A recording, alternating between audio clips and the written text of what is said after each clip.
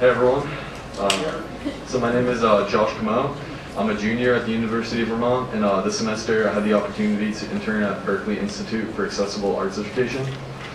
So when I stepped out of the car onto the wet pavement of Parkvale Avenue, I had no idea how much the next 15 weeks would affect the person I am today.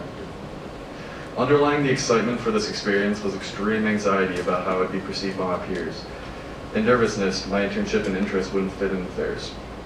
Am I as qualified and capable as my peers? Will they like my cat, Ziggy? Words of advice given to me by a former SITC fellow kept repeating in my head this first day. You will get out of this experience exactly what you put in. If you sit in your room and watch TV all semester, that will be your experience. So on that first day, I bundled up all by myself and watched TV. Although I took the first day mainly for myself, as the days carried on, it was clear I was trying to apply this piece of advice in my day-to-day life. The first faces to greet me were those of my 4 roommates, Alex, Henry, Zach, and Luke. With water dripping off my raincoat, we talked about our internship placements, home universities, and our excitement about living in Alston. In prior apartments, when I had roommates, I rarely took the opportunity to bond with that person I was living with. Not for any reason in particular, other than it seemed like there was a mutual feeling of not knowing how to approach friendship.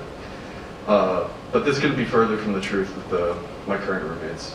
Instead of walking to go do errands, I would ask Henry or Zach if they wanted to tag along. Instead of making food for myself, I would ask Lindsay or Kevin if they wanted to do a community meal. Instead of watching my favorite TV alone, I would ask Alex or Luke if they wanted to watch with me. With the mindset of Carpe Diem, I was able to make meaningful connections with people mentioned above and so many more. During my internship, there were many moments where my taking initiative made my experience more enjoyable. One of my responsibilities as an intern was to co-teach a music technology class, where I helped 10 students, give or take, work on musical projects of their own. One student I worked particularly closely with was writing a rap. We would start with a word he was interested in rhyming with, say guitar, and I would help him think of rhymes we could incorporate into his original song. I still remember some of the creative and funny lines we would think of while completing the song, like, I like to play drums on loop. I want to see the Blue Man Group. Although this process was very difficult, this is one of the most rewarding aspects of my internship.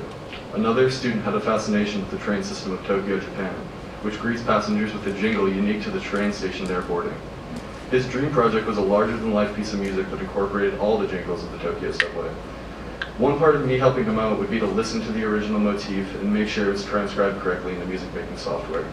This was an extremely tedious process and depended on my ears to guide us. Through spending time with that student, I not only got to see aspects of his musicianship, but through applying genuine interest and effort, I was able to bond with that student and learn more about what makes them interesting.